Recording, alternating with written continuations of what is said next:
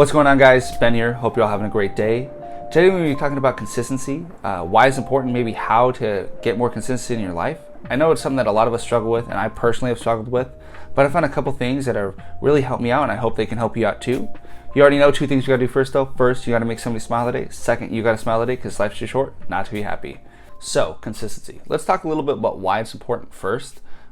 Consistency offers something that you don't really get from a lot of things, and that is security and comfort. There's a lot of things going on in this world. There's a lot of things going on in your life, and when you have some consistency, things that you can kind of fall back on, that you know that are always going to happen, it relieves a little bit of stress from you and allows you to have a little bit, know that those times or those things are not necessarily relaxing, but they're you time that you know they're going to happen and they're consistent and that you're always going to be able to rely on them. It helps out a lot when you have a lot of things going on in life that you can kind of ground to, that you know are going to happen, that aren't going to change too. So speaking on how impactful and positive consistency can have in your life brings us to our first tip, which is you need to find out the importance of what it is that you're doing.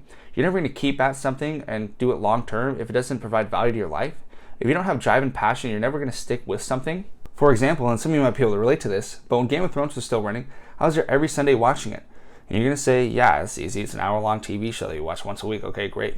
But you know what else is an hour long? Going to the gym. But Game of Thrones was easy for me because I had a passion for it. I loved it, and I wanted to make it important in my life.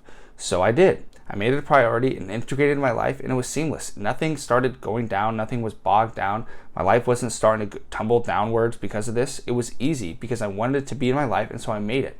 And that's the importance of having a passion for something. You can put it in your life. You're not going to have any BS excuses. You're going to put it in there and stick with it if you really do love it and you have a passion for it. But just because you want something doesn't mean that you do get it. You do have to put in the work for it. The Game of Thrones analogy is the foundation. That's a mentality that you need to have, but then you need to execute. You need to put in the work and you need to put in your time. Nothing happens overnight. That does transition to our last and final tip, which is that you need to put in the work and that you need to set yourself realistic goals and expectations for what it is that you want to do. If you don't give yourself realistic things to reach for, you're just going to burn out really quick. For example, if you want to get into running but you've never run before and your goal is to hit like 10 miles running a day, you're not going to start by running 10 miles a day. If you even try to get close to that, you're going to burn out super quick and you're going to stop doing it.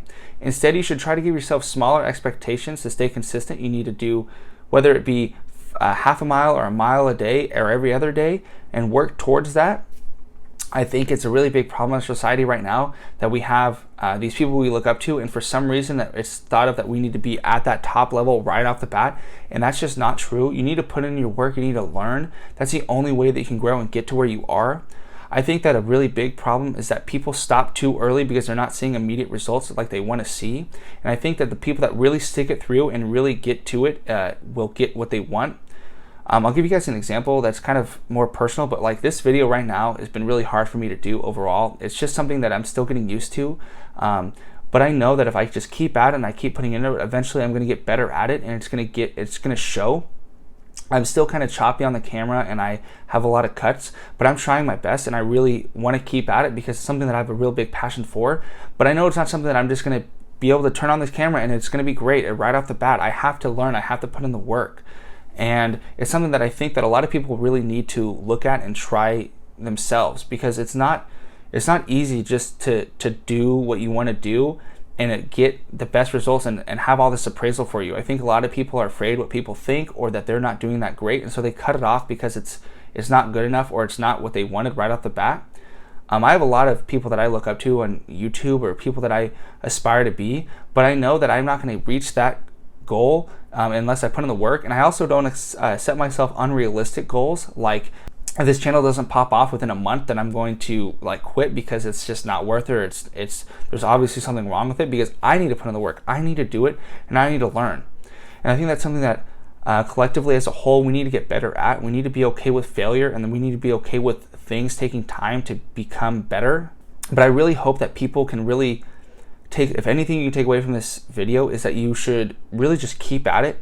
I know it seems hard, but set yourself smaller goals. If it seems that what you're doing is too hard, then you should try to cut back. For me, when I first started this, I was going to do try to do maybe 2 videos a week, but with everything that's going on in my life right now, that's unrealistic. And I also I'm very new to this still too, so it's really hard for me to even do 1 video. Sometimes it takes a lot of time out of me and my editor, and so I'd really like to get to that point maybe where I do 2 videos a week, but it's just really hard to, and I have to be okay with that. I have to be okay because I have a passion for it and I know what comes with this, and I just can't give up because I'm not getting exactly what I want right off the bat.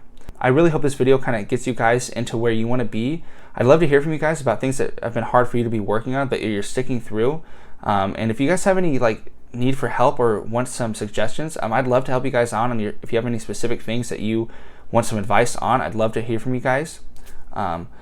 With that said, guys, that's gonna wrap up today's video. I know it's kind of different, and I kind of got a little personal there at the end, but I thought it was really important to stick with the consistency. This video overall has taken me probably about 3 hours to do, and it's going to end up being probably less than 10 minutes. And that kind of just shows that it takes a lot of work for very little results sometimes, but I know that if I keep at it, it should hopefully pay back for me.